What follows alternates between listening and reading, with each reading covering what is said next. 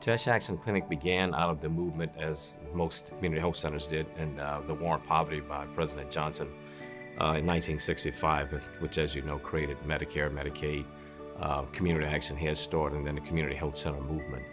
How did this come to be?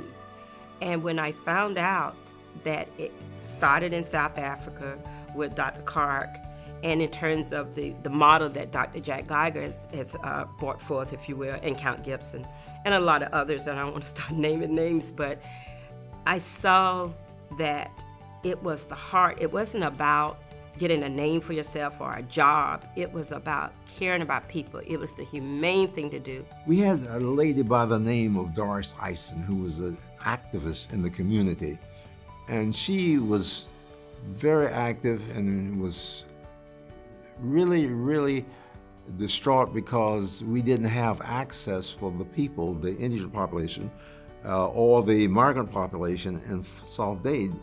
And they had to go all the way downtown to the Jackson Memorial Hospital to receive service, some 30 to 35 miles away. And she said, I am tired of these children dying on the way to Jackson Hospital. And that led her to want to do something about that in the South Dade community. And she got physicians to volunteer and nurses to volunteer to provide service and get started out of those two double-wide trailers in 1971. It was at a time when our community had no local doctors in it, and a local housewife who had a child who was asthmatic kept on having to go to the emergency room for care. And she decided, you know what, why can't we have a health center in our community? So against all odds, she would go around and try to get support from the community, and she'd go with her husband and knock on doors and stuff. And the answer that they would always get was, tell your wife to go home and make dinner for you. So that angered her to the point where she said, you know what, we're gonna do this. And she got the funding, and she was the first female CEO in Massachusetts, and she became this dynamic, strong leader. NBC News did a story, and there was a follow-up story in Esquire magazine. And the catalyst behind it was Dr. John Gatch. Gatch was a physician in Bluffton, and he just talked about the patients that he had seen in his practice in Beaufort County. And those patients, he said that I resemble or look like a third world country. The health center, as I said, opened in '75 after a long community struggle of African American community with 4 African American women who led the movement in a small city of Peekskill, New York, north of New York City in the Hudson Valley on the Hudson River. The great thing about the community is it's a lot like all these other communities that got together and started community health centers during that era. There was a very strong coalition of people that came together, but they were it was really mostly put together by these 7 women who really didn't know anything about medicine. They didn't know anything about community organizing, but they were, in fact, very strong community advocates and very strong community organizers when you look back at the day. One of the problems that we had in our community, the southwest side of Detroit, which is predominantly Latino, is that the 4 community hospitals and their clinics all closed down within a period of about 4 years, from 1967 until about 71. So we were kind of left out there in the lurches trying to figure out what the community was going to do, since I was a member resident of the community, what we were going to do for healthcare.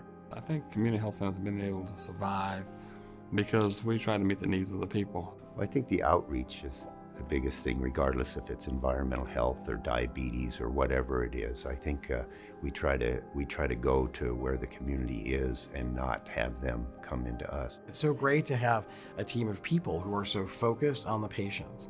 That's the only thing that matters. It's patient outcome, patient success, patient satisfaction, patient happiness. That's it. When you talk about the 27 million people served by community health centers nationwide, and we're the largest provider of primary care in the country. And we do it at less cost than other entities. So when you talk about primary care and meeting the basic needs of our clients, our patients, and keeping them well and healthy, minimizing the need for hospital services.